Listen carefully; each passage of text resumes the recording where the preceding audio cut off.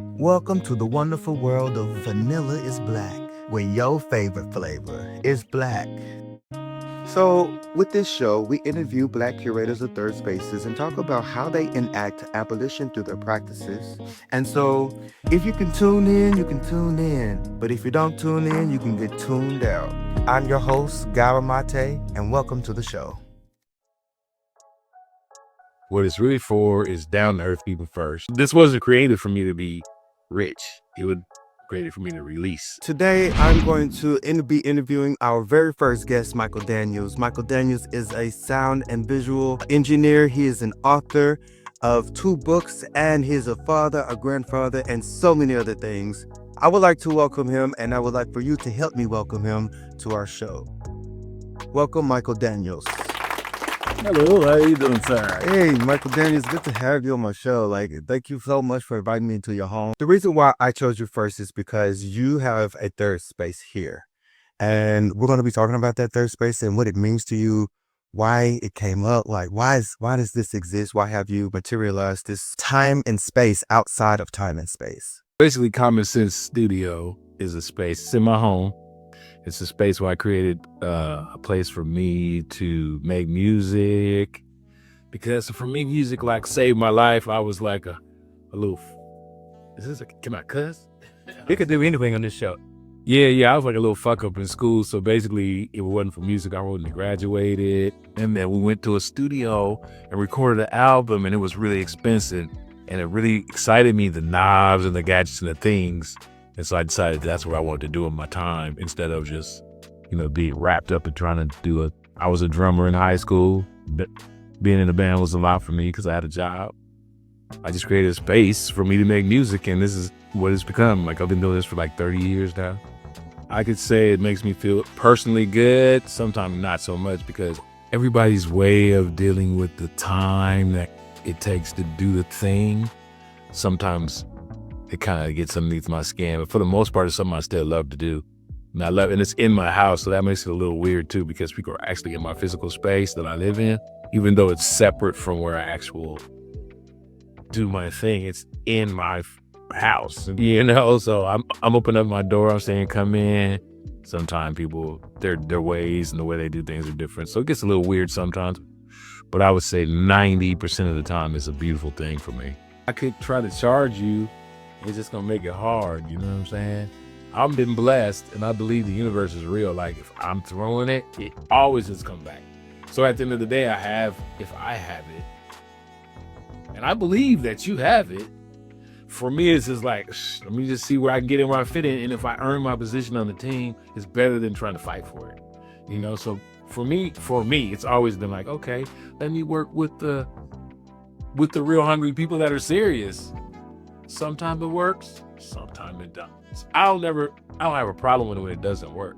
I don't. I think that's a part of the process.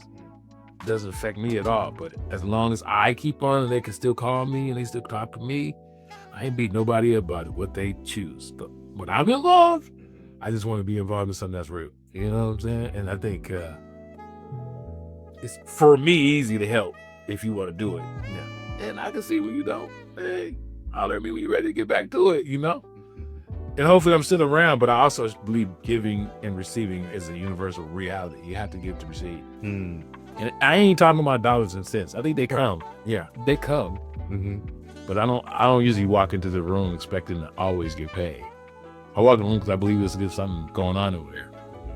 So that's how I move. And I've been so blessed. So with those blessings, I have to give back for me. Space, and they think they can be the next 50 Cents or whatever, and without the work ethic, in my opinion. I'm here on time all the time. A lot of times people are late. I'm really, really deadline oriented. Sometimes people just think it doesn't need to be like that. You just take your time and do whatever. Well, time is valuable to me, so I try to make sure all that makes sense. And so sometimes some of the personal ways that I have versus the way people are has been a little interesting. And I like to keep going and doing more, not just one thing forever. Sometimes people like to work on things forever. One song forever, it never gets released. And I'm like, that type of behavior for me is not dope. But again, I try to pull myself out of it and do me, and then I try to work with other people and try to see where I can fit in and help them do them. So if I stay where I'm at, it doesn't bother me. If I step into the lane of theirs, sometimes I get a little bit stressed out. It's a bit blurry sometimes. It's blurry for me totally when I'm in it, but it's someone else's thing. And that's what I get for walking over there. But if I stay in my lane, it's fine. If I walk in someone else's lane, blur. Have you ever told the truth and felt that, well, of course you tell the truth, but do you think that you have ever told the truth and had to go back and apologize for telling? I don't usually go back and apologize, but I had to know that even some of the truths that I've said out of my own mouth, after I said it, it was my truth. And then I was like, whoa, I can't believe that I said that. But it still was my truth. So I don't need to apologize for it. But I know for a fact I had to look at myself after I said that. But if the situation warrants it, I know how to walk away. I'm not gonna be, trying to hurt nobody like free dick in there, like fuck you. I'm not trying to be like that with it. But if the truth in the conversation has to happen, I have no problem doing that at all. That's fine. But I think sometimes it makes me look at me, because I think I could be an asshole sometimes. But if I'm in a situation where I need to be that, I probably shouldn't be in that situation. It's just a mechanism, really, right? Fighting off, or so I'm gonna do something. I think I could win the fight, but I'm not trying to fight, basically. So it's not about winning. No, it's about truth. And I think sometimes the truth is the pain. Even for me, like people could tell me if it's true, they're telling me something about me, I need to be open to hearing that. And it might not be something I want to hear. I've also found out that people that have a lot of money, for me, it's hard to deal with those kind of people. The expectations are a little bit higher. And I'm not sure if that's because they're paying, because I've had paying people and I've had people that just come in and we just have a great time. For me, it's like the people that come in and they want to have a great time and we can develop something together. They're open-minded. Those people are better than the people that are coming in here with money and they want to pay me for the time and to do this and do that. I've had a job my whole life. Actually, I just retired and Congratulations. thank you very much. But I went to work because I had to. And because this space is like a space where I love it, I'm going to keep loving it. And I've noticed that certain people's desire to do music in my space becomes me working for them, which feels different from me working with them. So the person and sometimes it's therapeutic. A lot of the people that I work with are letting it out on the mic. And they're allowing me to be the engineer to help what they let out with my engineering techniques and this and that. Those people I really, really have had a great time. Those are the people that motivate me to do it. Even me, like I have an idea. I don't put it in. We can figure it out. Those people I work great good. I feel like that purpose makes me feel good. When someone leaves here and they're happy and we've done the thing and we want to let someone else hear it and we're okay, that's okay for me. And as long as it's okay for them, we've done that thing. And that's what I'm talking about. Like I don't, people that are trying to get rich off of it, people are trying to impress someone, not necessarily my thing. Even though I'd love to be involved in something like that, I just find that to be a little bit more not what I'm trying to do it for. I have a love for it. And people that have a love for it, we can figure it out. And if we don't, we tried. Yeah. And that's okay. This wasn't created for me to be rich. It was created for me to release something. And I've done a great job of it, except I make beats, but I don't rap, I don't sing, I don't do all the stuff. So, and I love to hear people on my music, but they have to be able to feel good about it too. I love that. I can say for the most part, it's been great. Last year I had the most weird experience with that because I feel like I may have taken in a couple situations where I didn't clearly see what their intentions were. My intentions was just what you said. I want to just give. I mean, I have it, I'm blessed, I can give. But then as the process went on, it became something else. And I was like, really weird to the point where I started feeling like I was being taken advantage of to some degree, which that's okay too, until I get tired of it, So like, then it turns into the whole thing. Like the music should always, in my opinion, be fun, even if you're getting paid. Yeah. But if you're getting beat up, you don't want to do music or anything while you're getting beat up. So sometimes I felt like that. Like I just didn't know what I was into until I was into it. that only just recently happened in my 30 years. That's just recent experience for me. Yeah, I haven't had that happen that often because I probably wouldn't do it if it felt bad. But I finished a few projects that are never gonna be heard just because the situation got weird. Interesting. Yeah, I thought so too, but I understand. I do understand. Once it gets weird, it's hard. Like, you can't put out good music in a weird situation. You just can't. Yeah. You can, but is that gonna show up?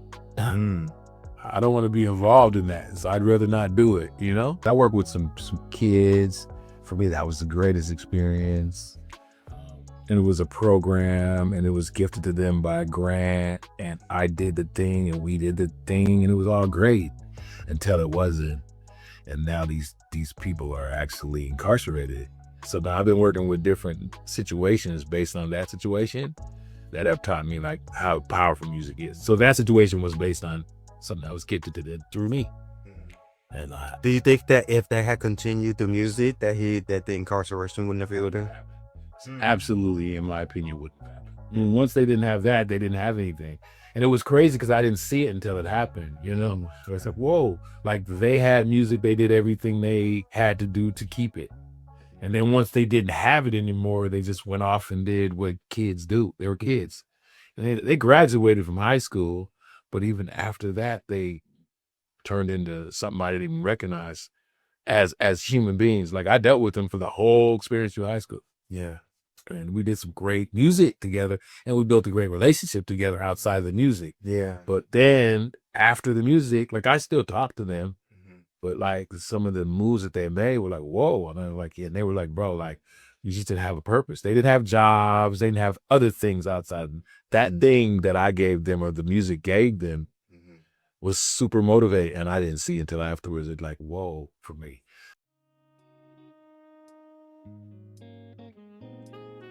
So you're a human, you're an engineer, your father, grandfather, Grandfather. but Great-grandfather. a great grandfather. Wow. Okay. And you're also an author, and I wanted to introduce your books to the show, to the audience. So we have a cookbook, and this other book is called Rose Out the Concrete. Yeah. So my other hobby is music is probably number one, but cooking is probably, if they're not lined up perfectly, that cooking would be really the next one. And so I tell people all the time, if you're doing music with me, you're probably gonna end up at the table with me. So I made this book. You get I see that in Mike D's table. yeah, it's part of it. Like we could break bread, we could talk about some things, and I like to cook. So there it is. I made that book. Both of these books came out when I retired. I literally had a retirement party. I released this book and this book at the same time. This book rose out the concrete, and I use that narrative because I never met my dad before. So like basically I learned it from the gutter, how to be a man, how to be a father, there was no book. You know what I'm saying? Yeah. So I wrote a book based on my story, and I wrote it lightly because I don't want to put nobody underneath the bus. I mean, I had my first kid young, you know what I'm saying? Obviously that wasn't a good thing for me or the people involved. And I don't want to throw nobody underneath the bus, but I did want to tell a story based on my story for some people that didn't think, because I did pretty all right. Like I'm retired, I own property in Washington State, paid child support, I did all the things. I got DWIs, I didn't go to jail for a long time. I went for a weekend or two for drinking too much and all the things, Does that stop you? No, for me, it just pissed me off that I did it. I learned from it, and then I just wiggled back into my lane and tried to figure out how to make it work. And I always, where the studio come in handy, I was DJing. I always had something going on musically that was exciting for me. And I would okay, I know I fucked up last night, but they're gonna cook me some noodles or something, because I was mad, didn't have no money. I learned how to cook my food that I like, you know what I'm saying? It all this makes sense to what I am today, and like I said, this book is light. The cookbook, I sold it out several times. It's been doing good. And I've had his cooking before, and get the book. Yeah, people are impressed, with the cookbook, more than the book, because I don't really talk about it. I really put it out because I felt like I needed to release some things. I lost my brother. He got killed in the streets. You know, some of that just really, that's what started me writing, because I was so freaking mad. I was ready to go out and probably get locked up by my feelings. I started writing about it. And then it turned into this. Like I went all the way back and found myself coming forward. And it stopped at a certain place where I could probably take off from there and keep on going, because I'm still living every day, you know, and learning still too. But yeah, the book itself is personal. This is like just my other hobby. So the studio I share, let me share my cookbook. That's beautiful. Thank you. Yeah. I'm going to have the link to where you can purchase the book if you're interested down in the description. Thank you so much for sharing your life with us and your beloved skills. I'm telling you, you have to try his food. Like my wife helped me put it together. My friends shot the pictures. It was work. Yeah. And it took loyalty and dedication from some other people other than me to do it. Like everybody said, really, you want to do a cookbook? I was like, yeah. So we did it. It literally just took saying, okay, finding the right people, staying consistent. There it is. I wish everybody was like that. It's a lot of people trying to get that gas money, bro. It's expensive right now to put gas in your car. Tell me about it.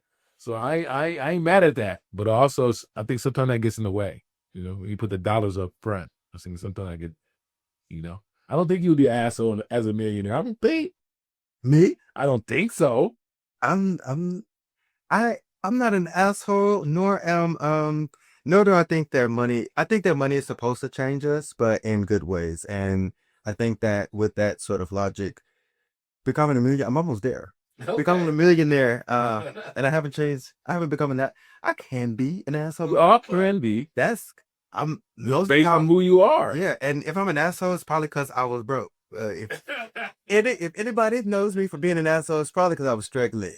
So, but now, now that I've, we're moving forward with that, you see less of the asshole, and more of the person that I see myself as someone who is also trying to create spaces like what you're doing. So, in a way, you're being my mentor. You are my mentor. You have been my mentor. We met maybe 2 years ago. Yeah. And at first I was a little bit, shy and nervous about, I don't know.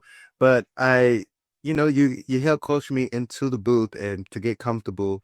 And I really do appreciate that, because I've discovered different parts of myself that I thought, well, let me just say, not there. When you walked into the booth, I was shocked. That was your first time. Yeah. So there's a natural something that you had that I was like, for real, that's your first time? I think I told you that. Hey, I do remember that. And was that your first time? That was my very first time. Which is crazy. Like some people got that natural thing, and I felt like you had it by what I saw the first time. I didn't realize it was your first. It didn't seem like it.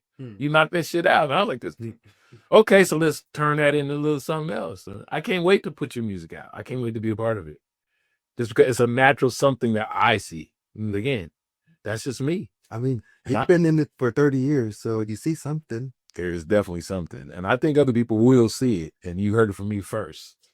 Once this guy's got something over here. Even this is like good. Like a lot of people can't. I'm not even that great of a talker in front of the camera. I'm better behind the scenes. But I have no problem with the right people talking. As long as I'm not hurting no feelings. And sometimes I don't give a damn, too. Sometimes feelings need to be. The truth sometimes might not feel that good. Well, Michael, I really do appreciate your time today. I think that this space is a very magical space. It is a way for people to jump dimensions and to go into a different space and time within their bodies, within their minds, and because it's a real place, literally and figuratively, to be able to come into a space and deal with whatever they're dealing with from the inside, and being able to produce art because of that process. And so I really do appreciate your time here, and thank you for having me, coming onto the show. And I guess the last question I will ask, well, first of all, you mentioned that I was good on talking on camera, and I never told anyone my name. I'm Gaba Mate, thank you. And, I use he, him pronouns, and I really do appreciate you, and I will see you next time. Not a problem.